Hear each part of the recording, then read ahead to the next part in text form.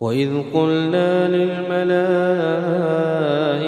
اسجدوا لآدم فسجدوا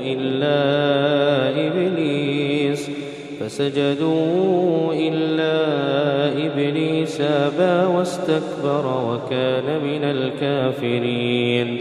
وقلنا يا آدم اسكن أنت وزوجك الجنة وكلا منها رغدا حيث شئتما ولا تقربا هذه الشجرة فتكونا من الظالمين.